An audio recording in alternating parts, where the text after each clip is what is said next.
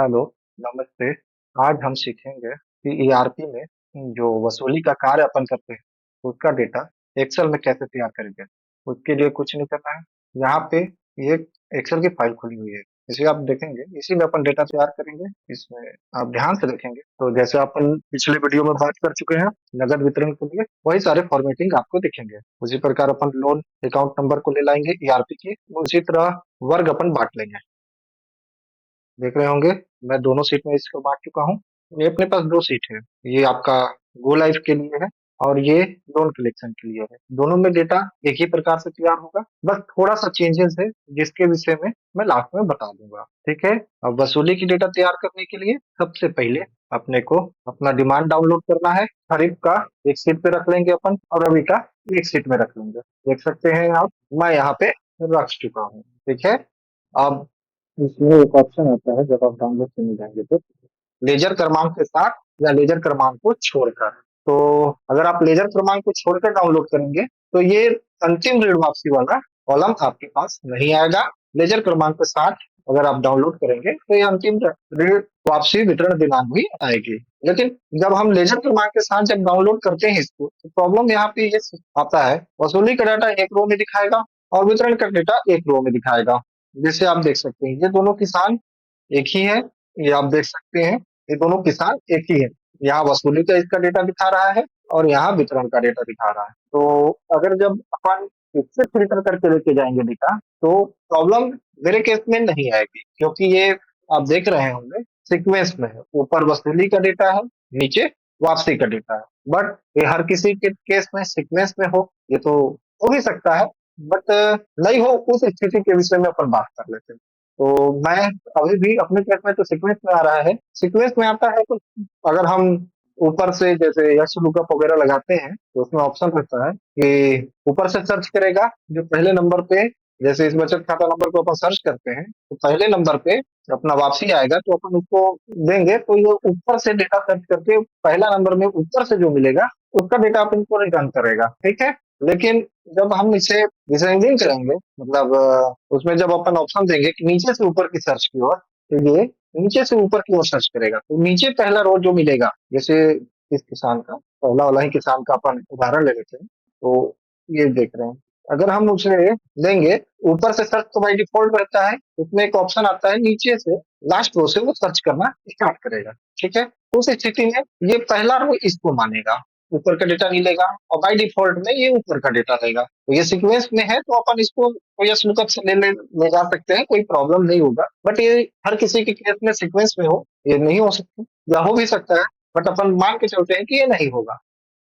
तो उस स्थिति में अपन यहाँ पे फिल्टर लगा लेंगे और जीरो, और ये लास्ट का नीचे का योग को हटा के ओके करेंगे।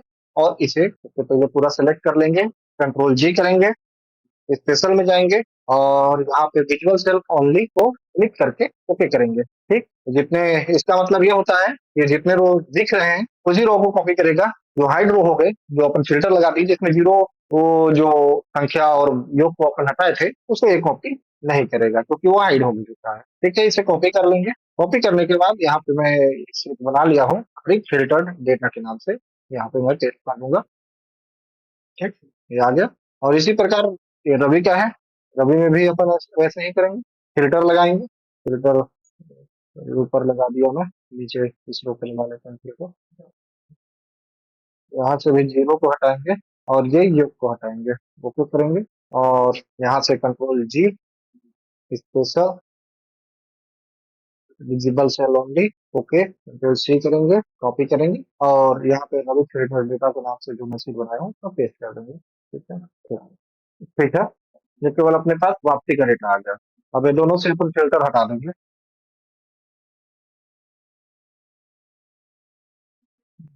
ये आया। इस योग को ऊपर पहले निकाल लेते हैं।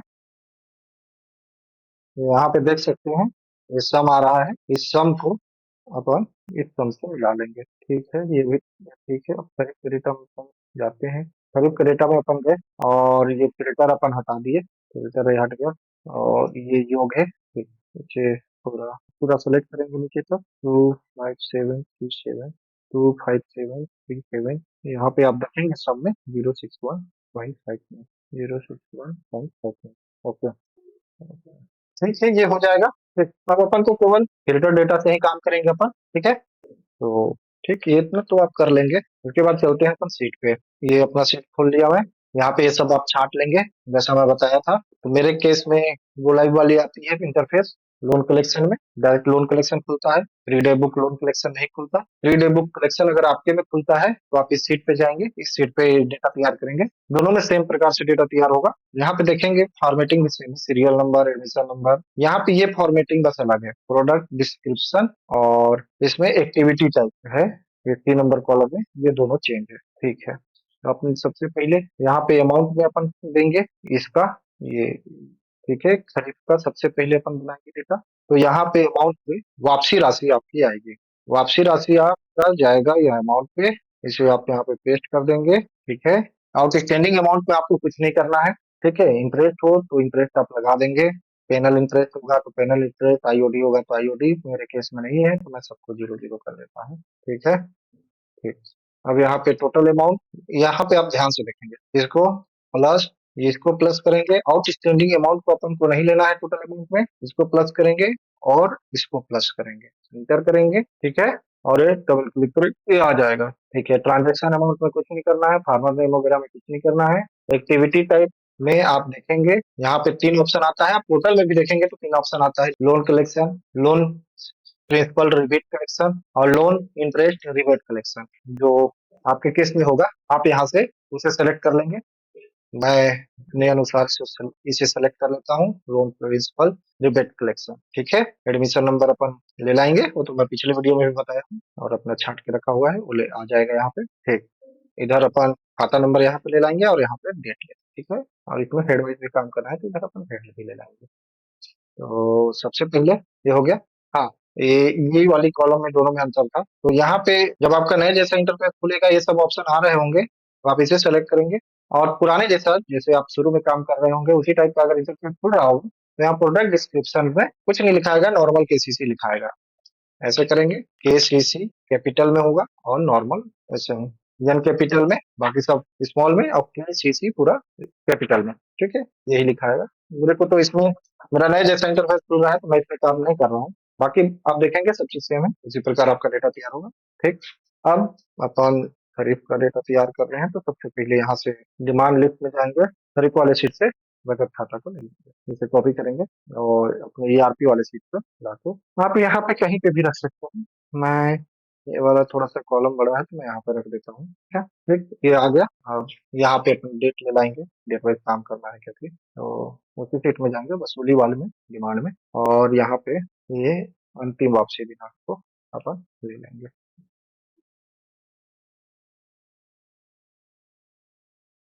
इसे डेट फॉर्मेट में कर लेंगे, डेट फॉर्मेट में हो गया। ठीक है, अब यहाँ पे अपन वो ले लाएंगे। चलिए मैं डेट को यहीं पे ले लाता हूँ, ज्यादा बेटर रहेगी। इसका अपन को जरूरत नहीं पड़ता है, अपन इसलिए रख लेते हैं ताकि हमें बार बार कोई सीट को खोल के देखने की जरूरत नहीं पड़े, या कहीं से भी बार बार डिस्टर्बेंस होता है अपने को कि 2 3 जगह से चेक करने से ज्यादा बेटर होता है कि अपन एक ही जगह सारा चीज रख लें। हमें केवल एक ही जगह हर चीज मिल जाए ताकि हमें बार बार अपना जो समय है उसको खपाना नहीं पड़े। समय की भी हानि होती है और गलती होने के भी चांसेस बढ़ जाते हैं क्योंकि दिमाग डिस्टर्ब होता है। ठीक है, ये खरीद का हो गया। इसी प्रकार अपन यहाँ पे रवि का डेटा तैयार करेंगे, उसे मैं लिख लेता हूँ रवि डेटा, ताकि मेरे को ये समझने में आसानी हो। ठीक, अब रवि के लिए अपन क्या करेंगे, सबसे पहले जो डिमांड अपन फिल्टर करके रखे हैं उसी को खोलेंगे, रवि वाले डिमांड में जाएंगे, फिर अपन वही काम करेंगे। सबसे पहले वापसी राशि को ले लेंगे, यहाँ से कॉपी करेंगे और यहाँ से अमाउंट पे लाके वापसी राशि को अपन डाल देंगे। ठीक है, ये यहाँ पे ऑप्शन नहीं आएगा तो आप इसे कॉपी करके यहाँ पे पेस्ट करेंगे, ये तीनों ऑप्शन आ जाएगा। ठीक है, इसे डबल क्लिक करेंगे, ये आ जाएगा। ठीक, यहाँ पे अपन को कुछ नहीं करना है। मेरे में इंटरेस्ट अभी मैं कलातीत वसूली नहीं कर रहा हूँ इसलिए इंटरेस्ट नहीं लगा है। कलातीत वसूली करेंगे तो इंटरेस्ट भी लगेगा, केस में भी काम करना पड़ेगा। अभी तो ट्रांसफर में काम होगा, अधिकतर ट्रांसफर में ही काम होता है। इस फॉर्मूला को मैं कॉपी करके यहाँ पे पेस्ट कर देता हूँ। ठीक है, अब यहाँ पे बचत खाता ले लाते हैं। बचत खाता उसी शीट में मिल जाएगा अपने को, ये डिमांड, और ये रहा अपना बचत खाता। फिर इसे कॉपी कर लेंगे और ईआरपी वाले शीट में लाके यहाँ पे अपन पेस्ट कर देंगे। ठीक, दिनांक भी ले लाते हैं यहीं पे अपन, दिनांक उसी शीट में मिल जाएगा। अंतिम वापसी दिनांक ये रहा, इसे कॉपी करेंगे और यहाँ से फिर ईआरपी वाली सीट पे जाएंगे, यहाँ पे पेस्ट कर देंगे, ये पेस्ट हो जाएगा, इसे भी डेट पे कन्वर्ट कर लेंगे। ठीक। अब हेड ले लाते हैं और एडमिशन नंबर ले लाते हैं, फिर उसके बाद अपना डेटा तैयार हो जाएगा। तो उसके बाद भी कुछ काम है, वीडियो में बने रहिए, बताता हूँ। तो ये अपना पुराना डिमांड, यहाँ पे अपन एडमिशन नंबर छाटे थे। ठीक है, इसे मैं खोल लिया हूँ। तो सबसे पहले ईआरपी वाले में ही जाएंगे और यहाँ पे एक्स लुकअप और यहाँ से ये रहा बचत खाता नंबर कॉमा, ठीक, डिमांड लिस्ट में जाएंगे और ये रहा बचत खाता नंबर, इसे सेलेक्ट करेंगे, ठीक, कॉमा, एडमिशन नंबर अपना यहाँ पे है, इसे क्लिक करेंगे, पूरा ऊपर तक सेलेक्ट करेंगे, ये यहाँ तक सेलेक्ट करने के बाद ब्रैकेट क्लोज करेंगे और इंटर करेंगे। ये बचत खाता नंबर आ गया, सॉरी बचत खाता नंबर बोल रहा हूँ मैं, एडमिशन नंबर। ठीक है, इसका फॉर्मेटिंग ठीक कर लेंगे, नंबर में ही कन्वर्ट कर देते हैं और ठीक, इसका ये आ गया। अब इसी फॉर्मूला को अपन नीचे तक कॉपी करेंगे, जीरो आ रहा है, लग रहा है मैं इसका नहीं छाटा हूँ। ठीक है, मैं इसको छाट लूंगा, या इसका बचत खाता नंबर नहीं है। ओ, ये डेटा गड़बड़ हुआ क्या, एक मिनट, एक मिनट। हाँ, ये थोड़ा सा डेटा डिस्टर्ब है, तो इसे कट करके ये सिधाई में नहीं था इसीलिए नहीं आया, तभी तो कहूँ कि सब कुछ छाट कर रखा हूँ, आया क्यों नहीं। ये ठीक है, अब ये अब आ गया, रेफरेंस नंबर हुआ है। ठीक है, फिर से इसे अपन कॉपी करेंगे, मैं यहाँ पे पेस्ट करके ये आ गया, ये अपना सही आ गया। ठीक है, अब सीरियल नंबर तो अपन दे लेंगे और आप लोग भी दे लेंगे, वो कोई बड़ा इशू नहीं है। अब यहाँ से हेड ले लाते हैं, वह लुकअप लगाएंगे, बचत खाता नंबर यहाँ पे अपना इसे देंगे, कोमा लगाएंगे, फिर जाएंगे वही पुराने वाले डिमांड में और ये रहा बचत खाता नंबर, पूरा नीचे तक सेलेक्ट कर लेंगे, कोमा देंगे, ये रहा admission number, sorry admission number तो अपने को उठाना नहीं था, अपने को हेड उठाना है, हेड वाले डोमेन को सिलेक्ट करके नीचे तक, इसे सेलेक्ट करने के बाद ब्रैकेट क्लोज करेंगे और enter। ठीक है, देख सकते हैं ये आ गया, डबल क्लिक करेंगे और इसी फार्मूला को नीचे भी पेस्ट कर देंगे, ये आ गया रेट। यहाँ से मैं सीरियल नंबर दे देता हूँ पहले। अब ये ठीक है, फिर यहाँ से अपन वो जिसका लिंकिंग वसूली करना है वो उसको हम सॉर्ट कर लेंगे अपने तरीका से, तिथि अनुसार या जैसा भी आपको सुविधा लगे उसको, तो मतलब आप ही समझ पाएंगे, आपके यहाँ का डेटा आप ही समझ पाएंगे। उसको आप कैश में वसूली किए हैं या लिंकिंग में वसूली किए हैं, उसको आप अपने हिसाब से छाट लीजिएगा और उसको यहाँ से मान के चलिए यहाँ पे अपन छाट लीजिए, डेटा लगा के सॉर्ट कर देंगे ताकि एक जगह पूरा डेटा आ जाए कैश कैश वाली और एक जगह ट्रांसफर वाली डेटा आ जाए।